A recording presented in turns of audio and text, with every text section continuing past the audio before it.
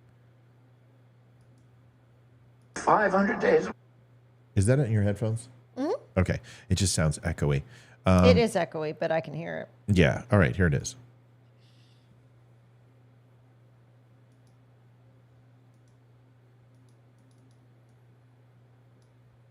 COVID lockdowns were the final straw. COVID lockdowns, we created a billionaire a day, and this was Trump and Biden. Of 500 days of lockdowns, we created a billionaire a day. We moved $4 trillion from the American middle class to the super rich.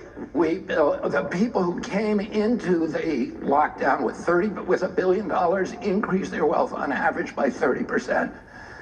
And you know, we closed 3.3 million businesses. And so that in retrospect, and I give for a period of time in the early days, nobody knew what the hell they were dealing with. Let's be fair. But there came I'm not going to be fair. All right, you don't be fair. No, in the early lockdowns were the final So- straw. COVID lockdown.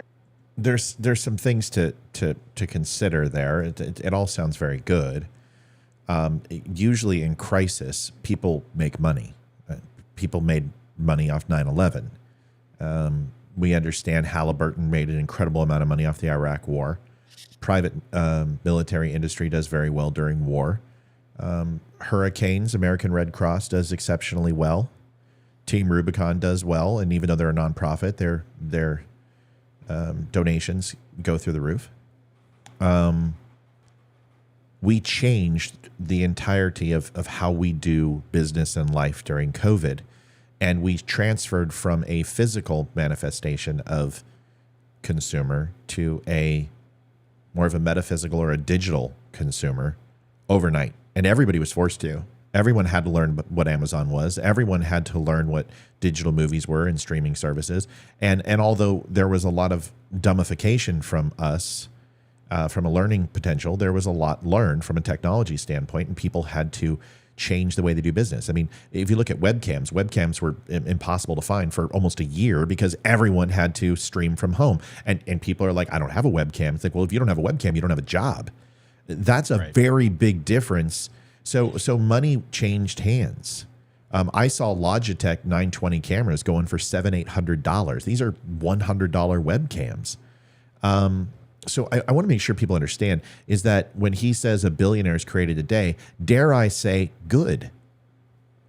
I think that's good news for capitalism. I think that's good news for the economy. And certainly just because there are terrible things happening in the world, people make profits off of bad things happening all the time. But that doesn't mean that their intentions are nefarious. Now, of course, some people are like, well, Bill Gates did this because he needed more money, so he created COVID. Give me a break, people. Bill Gates has more. Bill Gates could light on fire $10 million a day for the rest of his life, and he still would only touch 10% of his money. Can we stop? We need to stop. I don't think there's anything wrong with having $1 billion a day created in billionaires, especially in a time that honestly helped us not go into a recession. And if we would have kept on Donald Trump's policies and not done the spending we did, I think, honestly, we wouldn't have seen that huge roller coaster ride for the economy. Leroy, what do you think? And then I'm going to kick it to Olivia. Well, in terms of what he's talking about, all right, first of all, I'm going to give a little bit of pushback against you, Matt, in terms of when the government says that, or when you have people like this saying that due to supply and demand, that billionaires are made. Yes, that's a good thing. I have a problem with it only when the government manipulates those laws of supply and demand. When they start, of course, right, exactly. When they start manipulating either the prices for certain commodities, or in terms of labor, in terms of regulations, in terms of those types of things, that's when I do have a problem with it. That's a good point. But other than that, yeah, no, I didn't think of that. It's a really good point because you absolutely are right.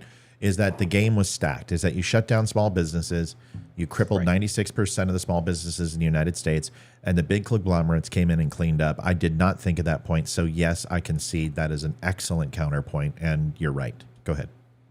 Now, with that being said, when people, he's a really interesting case because very recently in the news, he came out and basically said, hey, I would like to start investigating. I would like to form a committee that will start investigating the crimes that we think are happening within the Biden family. And so this is one of those weird kind of guys where he's on the left. We know, Matt and I know, that the left tends to eat their own. They love to fight for that power. Yeah. And this is one of those cases where, is this the enemy of my enemy is my friend?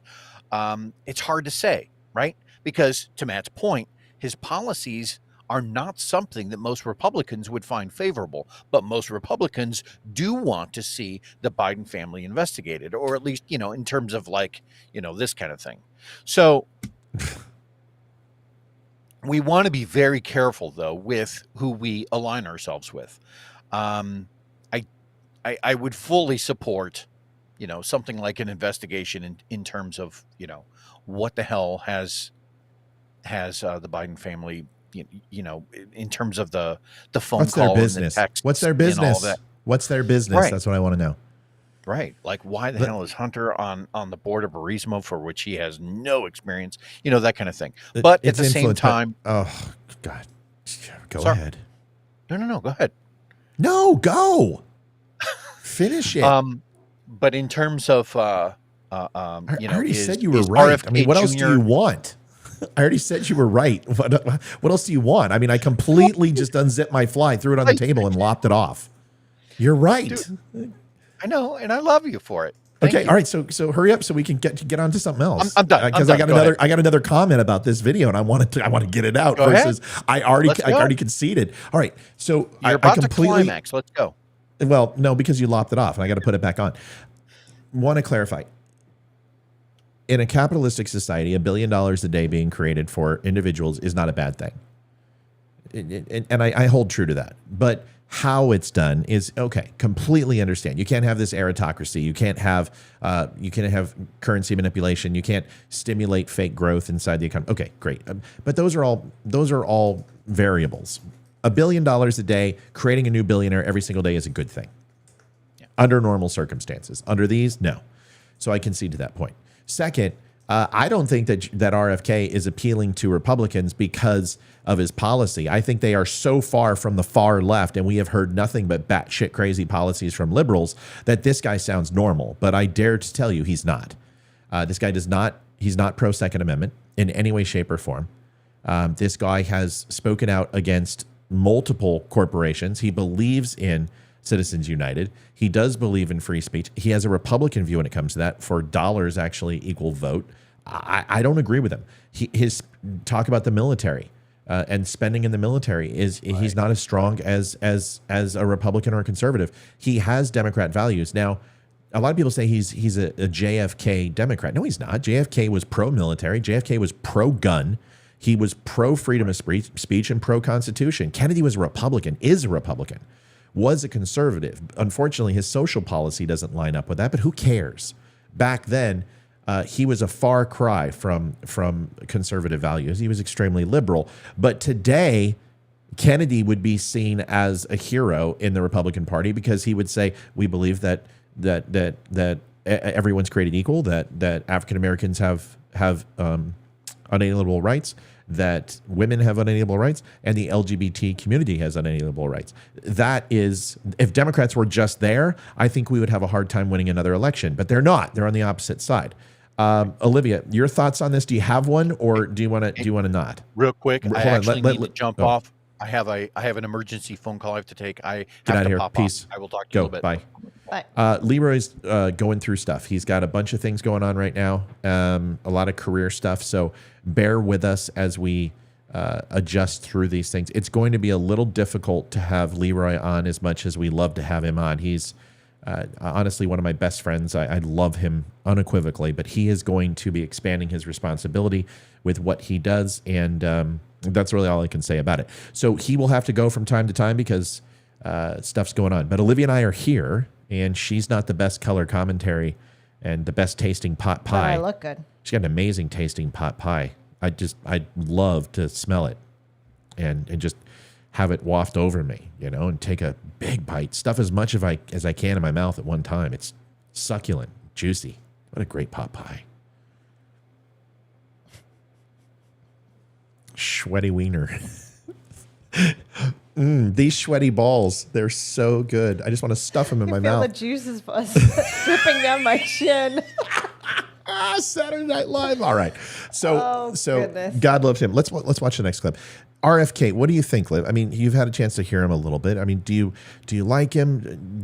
I've only heard little mini clips that make him sound like he's a good guy and that he's kind of a Republican. So I don't know much about it. All right. Well, let's listen to these and let's see if there's something that kind of strikes and hits your fancy. Because here's a conversation he was having about Democrats. I will say, whether he's up to it or not, whether he's making his own decisions, the decisions that are coming out of the White House are bad decisions. Right. And, the Democratic Party does not censor people, in my experience.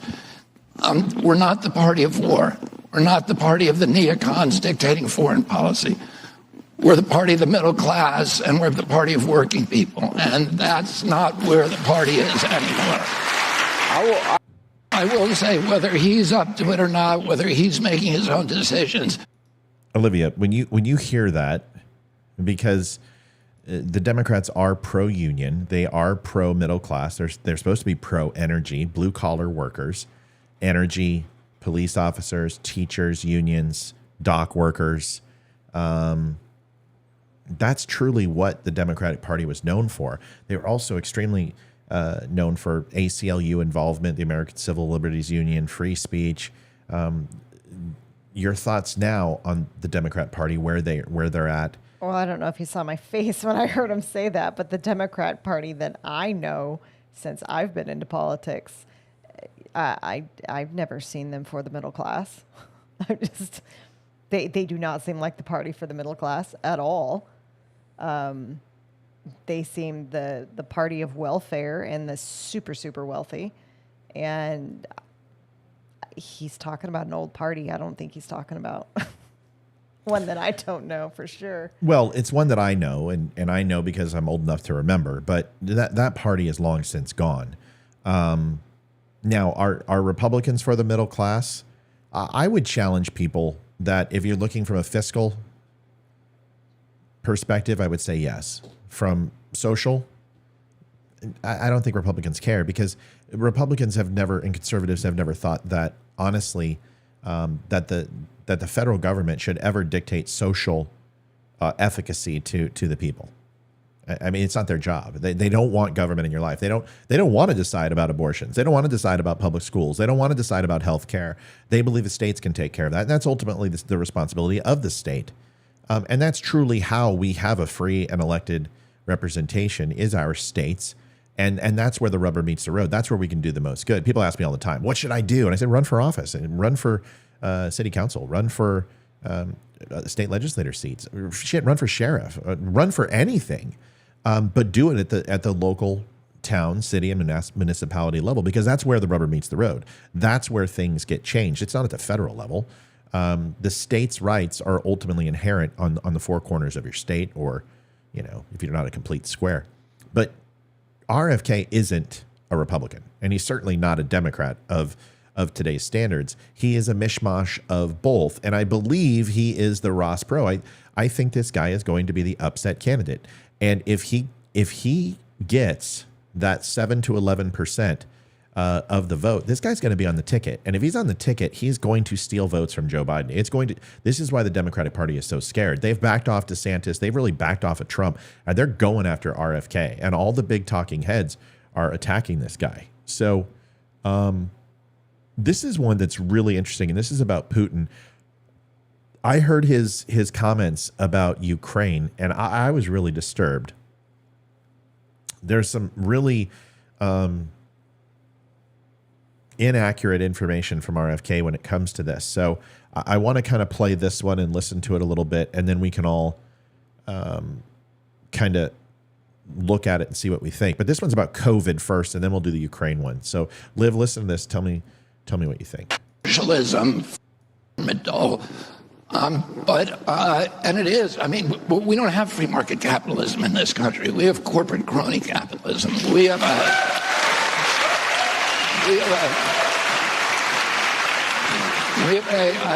a system of cushy socialism for the super rich, and this brutal, a kind of brutal, savage, merciless capitalism for the poor, and it's all designed to destroy.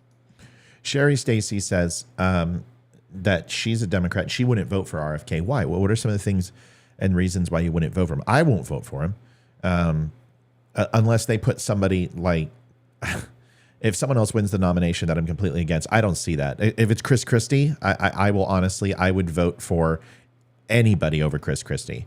I don't care. I'm not voting for Chris Christie. That guy is the biggest shill. He is bought and paid for.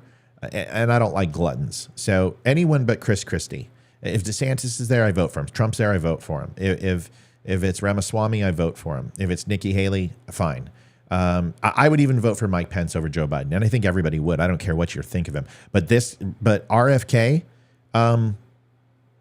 maybe, maybe in a situation that I can't stand the Republican, would I vote for him? Maybe. But that would be so difficult to do because I just don't believe in what he believes in. But Sherry, I'd like to get your thoughts. He's not a single issue candidate. That's the problem.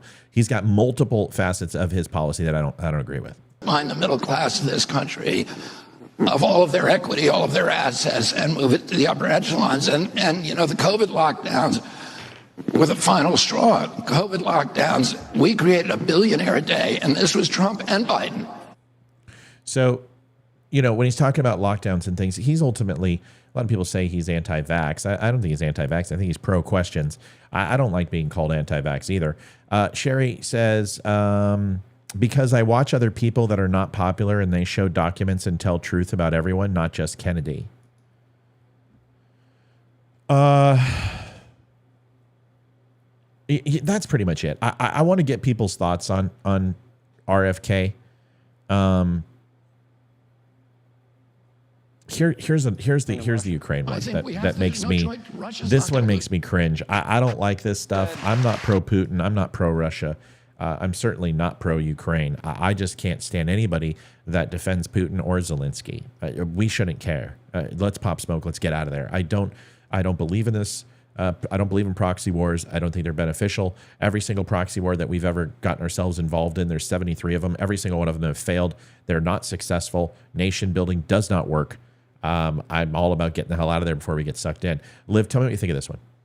He could resolve the issue. Do you think you can create a peace agreement between Ukraine and Russia? I think we have to. There's no choice. Russia's not going to lose this war.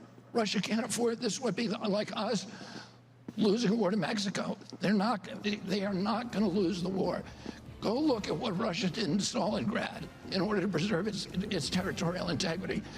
Russia's been invaded 3 times through the Ukraine. Russia's been invaded 3 times through the Ukraine. The last time, Hitler killed 1 out of every 7 Russians. They're 400 miles from Moscow. We already have Aegis missile systems within 12 minutes of Moscow. We wouldn't tolerate that if the Russians did it in 1962 when they put them in Cuba. My uncle was going to invade if they. I want to talk a little bit about your background. So that is the best point of the night that he made. He had comments on Crimea. He had comments on treaties that were signed by Putin, and ultimately the timelines were way off. And listen, it's not his number one forte, but he's right about that. Russia's not going to lose this war. It would be like the United States losing to, Greenland. I don't know. It's not theoretically possible. Ukraine can stop Russia from taking over their territory unless they just go full blitzkrieg, but they're not going to overtake Russia. Liv, what do you think about RFK in total? I mean, you've had a chance to hear a couple of things about him. Do you like him? Does it make you want to learn a little bit more about him? Is he off-putting? What are your thoughts? I don't know. I mean, I know it sounds shallow, but to be honest, his voice bugs the crap out of me. And I wouldn't be able to listen to it. I mean, just there, I'm just like, and I know it's a medical thing, but it just, I don't know, just drives me nuts. So Yeah. I have a hard time listening to him to really understand what he's saying and focus on it and want to understand. It's off-putting to me. And I don't mean to be rude, but No, you're not rude. I mean, I completely agree with you. I think that some great comments from Cherry. Or is it Sherry?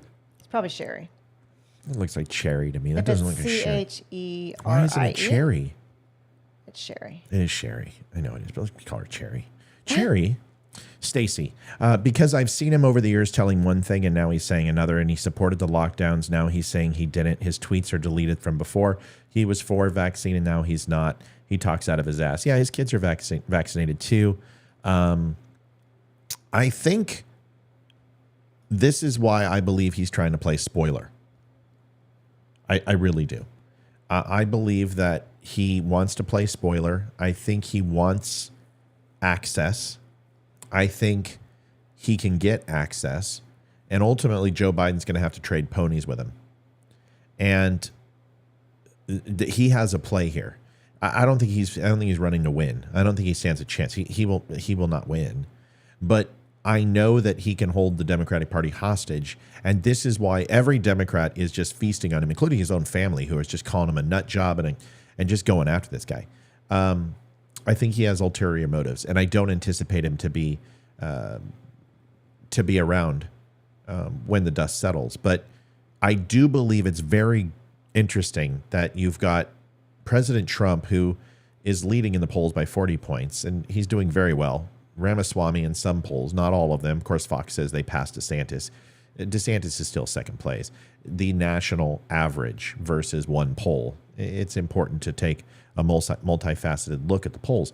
But in the end, DeSantis may flounder. He may not be where he needs to be. We know he's got big donors, and you have to have small donations to be successful. Donald Trump is the clear Republican primary nominee. But it's interesting is to see that so many people are not taking the knee and more people are hitting the fray. And the interesting thing is Governor Youngkin looks like he's going to enter. And that's our governor, Liv. And Youngkin is an extremely polished, very popular governor here in Virginia. His approval rating is through the roof. I think it's like 64%. And we're pretty purple. There's a lot of liberals in Virginia. He's very popular. And our state is running on rails right now. Everything's going very well in Virginia. There's no overreach. They're taking back schools. They're proposing Second Amendment strong laws. They're working on infrastructure. They're working on divestment and taking our dollars and moving it around effectively versus using it for welfare campaigns and doing what a lot of other states have done. Youngkin's a great governor, and he's very polished. He has a lot of runway. I don't like that he has not stood by veterans. We voted him in, and he has not stood by us as well as I want him to. But there are priorities as a governor. But it's going to be an interesting thing. Of course, Republicans won't say anything about his tenure. He promised to be here like DeSantis did with Florida. Nobody will say that. I will. I would rather him stay governor for a little bit longer than he has been. I mean, there's so much more to do with our state. Yeah, it's on the uptick, but there's freaking the Democrats just destroyed this state before he got here. He's got a lot of fix. And I don't want to have to go through another election this soon. Like we did a couple years ago. And the way that the midterms turned out, I would be really worried that another Democrat might. Yeah, they're not going to put. They're not after Northam. That nobody wants another Democrat in there for a while. Youngkin won decisively. I truly believe Virginia is on the move towards red and getting out of purple. In fact, I think Virginia is up for grabs in this election. We will be a swing state or have a good shot at it. I do believe if Donald Trump is the nominee, no, Virginia will not go red. But if Youngkin is, there's a really good chance of picking up a lot of East Coast. I think he picks up the Carolinas. I think Youngkin would pick up Virginia. I think Youngkin would secure Florida because that's just going to be there. I think he can win Georgia because his grassroots approach is fantastic. And he's a Kennedy-like. He speaks to African Americans very well. The black vote was huge for him in Virginia, along with women. He's very relatable. He speaks very well, and he's very relatable to the lower class and the middle class. And he really has a way of pulling you in. he could win some swing states. And then really what it would come down to is can he take Michigan and Wisconsin and hold Ohio? And the answer would be, I believe he could take Wisconsin or Michigan. Michigan's going to be a tough beat. And that's because Whitmer and I think Michigan is fully lock secure blue. It's Texas blue, Texas red antithetical to blue. And I think Michigan is, and I predicted Whitmer to hold, and everyone said she was going to lose. And I said, you guys are wrong. She has the highest favorability of any Democrat in the nation, which I'm not supporting that. I'm just telling you the facts. And I knew she wasn't going to lose. I don't see Michigan swinging. I think Wisconsin could. I think people are sick of Milwaukee. I think they're sick of the high crime and the carjackings and depreciation of valued homes in the suburbs that are close to the city. I think people are ready for a change. I think they're very close to where Virginia was. So Youngkin could definitely challenge. He could challenge Delaware. He could challenge New Hampshire. Delaware may be Biden's home state, but let's remember, I mean, this guy is an East Coaster. I mean, he's got the Kennedy appeal. He's young, he's vibrant, he's handsome, he's got all those things. And honestly, I would campaign for him. You guys want to get me into politics? Have Youngkin run for president. I would be on his campaign in a heartbeat. I just don't know if he gets in. Like, I don't know. I think the determination, Livy, is that Donald Trump, come hell or high water, will be the candidate because every single person wants to see a rematch. They want a rematch between Biden and Trump. The Democrats want it. Republicans want it. People who fair rematch. I want a fair rematch too. I want to take COVID out of the equation. I want to take mail-in ballots out of the equation. I want to see straight up. I want to see this guy get 87 million votes. I want to see him do that shit. And I want to see that. I don't think it will be even remotely. The popular vote would be much more narrow. You would see 50 million ballots not in the works that were there, unsolicited ballots. You wouldn't have emergency powers for COVID. I want to see a straight up campaign, Donald Trump out there, rally, and Joe Biden hitting the basement, spending no money on his campaign, and see what happens. I think Trump has frustrated me, and I get frustrated because I know how great he is. And he has not been great the last 2.5 years, and he needs to do it. He needs to get out there and be that guy. He needs to be that smiling guy who has no problem, who's bulletproof, who will tackle head-on policy.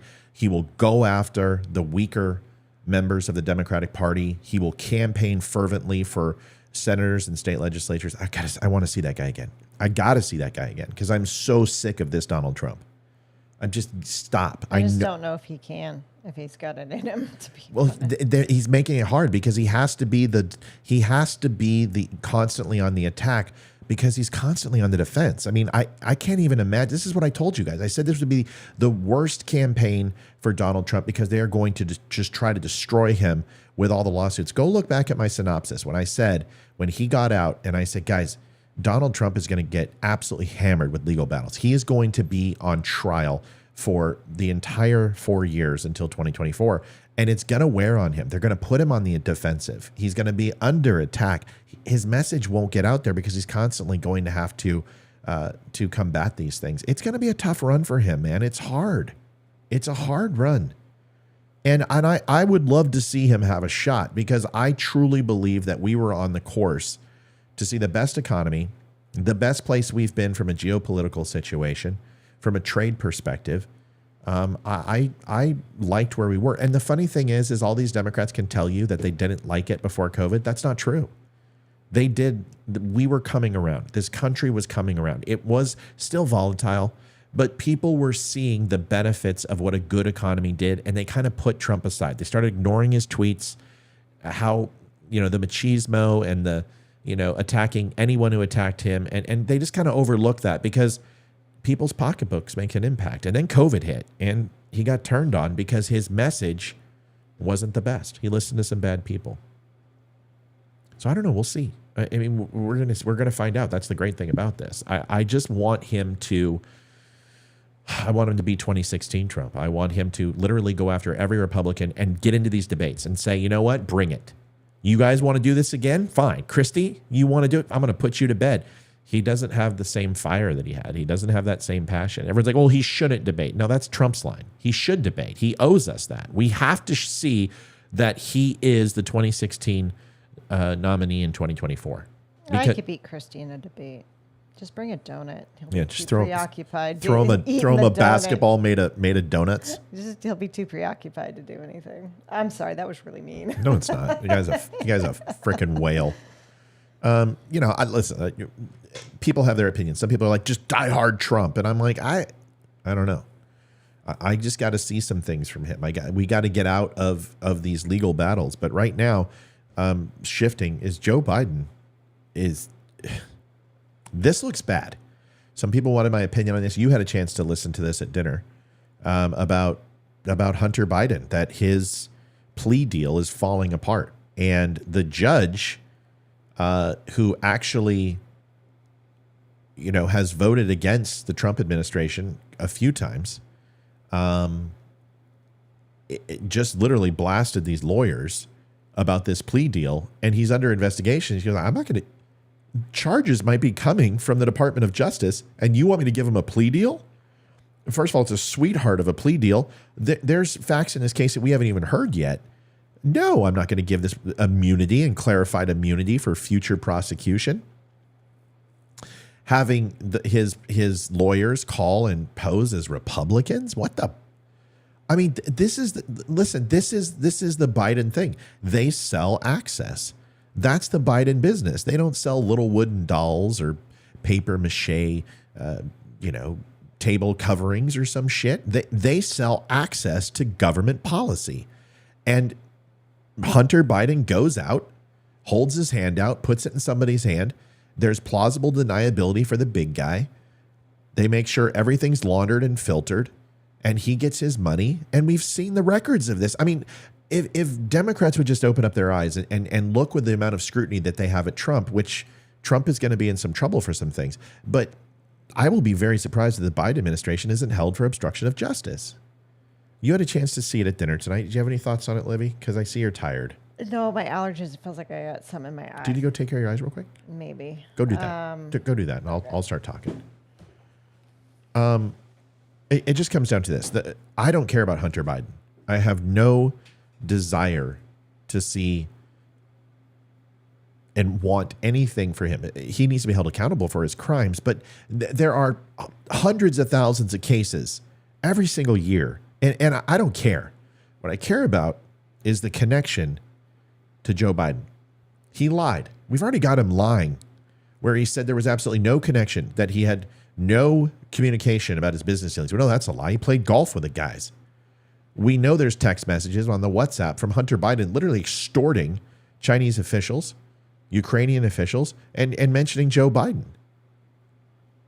Joe Biden lied. Now they're pivoting, and KJP has said, oh, well, it's not that he has no communication. Now he's had no business dealings. Now, that's going to wind up being true because Joe Biden has always stayed out of the fray, and Hunter has been the middleman.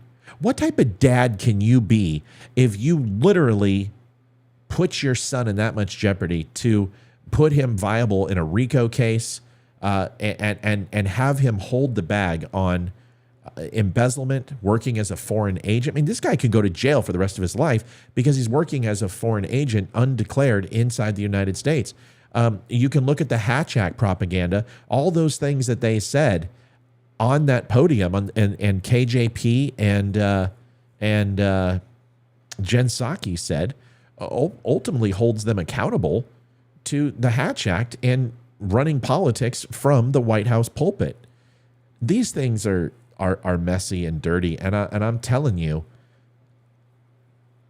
if they impeach Joe Biden, which I don't agree with, and I think they shouldn't, because all it's going to do is bump him in the polls, and people are going to rally around him.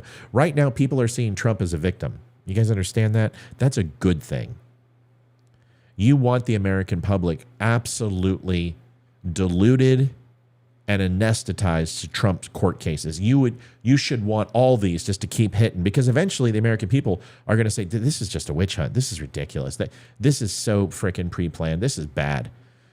If Republicans start impeaching Biden and looking at reciprocity right now, it's going to garner sympathy and switch it to Trump. You don't want that going into the voting season. Sure, you might find more things on Biden, but every single impeachment throughout U.S. history has seen a lift for that person, whether it's Donald Trump, whether it's Bill Clinton, whether it's Nixon, have all seen a 10-point jump in the polls when it comes to impeachment. It's not a good strategy to lower the empathetic nature of the United States and its constituents. So what do? You continue to have these Senate hearings. You continue to have the Department of Justice work on these cases. You continue to drip on Hunter Biden and Joe Biden's connections against the news. Now, you know damn well all this stuff came out about Joe and Hunter, and tomorrow they're probably going to go ahead and release the indictments on January 6th against Trump to own the news cycle. That's fine. Let them do it. But it continues. You need to have enough in the kitty to last until 2024 October.